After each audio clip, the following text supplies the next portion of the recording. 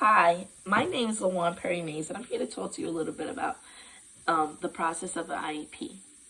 First, let's start with what an IEP actually stands for, and that is an individualized educational plan. It is given to eligible students that have been determined to have a disability that impacts their learning abilities. It incorporates special education services with special instructions and supports designed to meet a student's specific needs. It's a multidisciplinary effort involving many professionals completing independent but overlapping tasks. Parent and student involvement is extremely essential in the IEP process for when you are your child's biggest advocate and you have a set of rights and protections that allow you to be at every IEP meeting or review and help monitor your child's progress.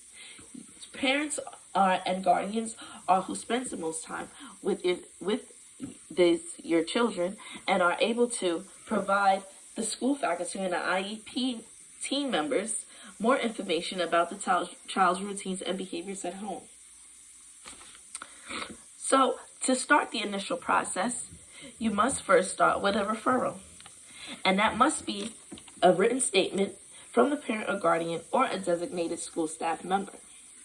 A letter can be sent to the school's principal or to your child's teacher. And once the referral is made, the school will send you a notice of referral letter.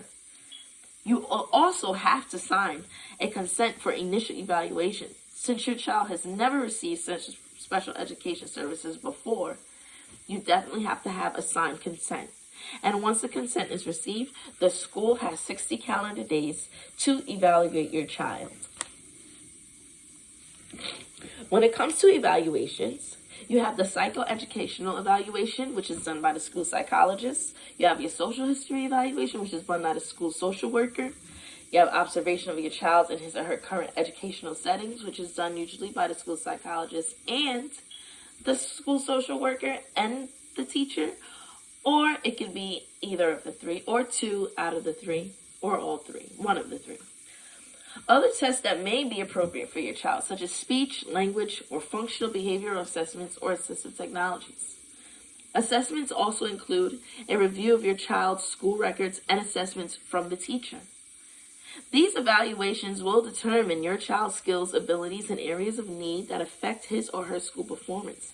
And it will determine if your child does indeed need special education services, such as a special class or occupational therapy, physical therapy, speech, or counseling. Once these evaluations are complete, the psychologist will contact you to schedule a meeting, which they will then explain their findings and go over the IEP if applicable.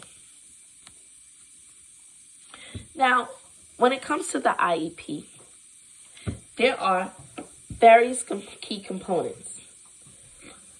On the IEP, it prevents levels of performance and the individual's needs. It also has the student's needs related to special factors. It has measurable annual goals. It participates in state and district-wide assessments, participation with students without disabilities, special transportation placement recommendations, reporting progress to parents, recommended special education programs and services, a 12-month service and program, and testing accommodations. Also, if necessary, it could have a BIP, which is a behavioral intervention plan. So, if your child is deemed eligible for special education, the next thing that will happen will be an IEP meeting, which you should absolutely be a part of. And once you must give written consent first for your child to begin these special education services. At this IEP meeting, you will go over all of the components which I just talked about before, and you will be notified as outlined in the IEP of progress made or not made towards goals. You will also be notified of your child's annual reviews.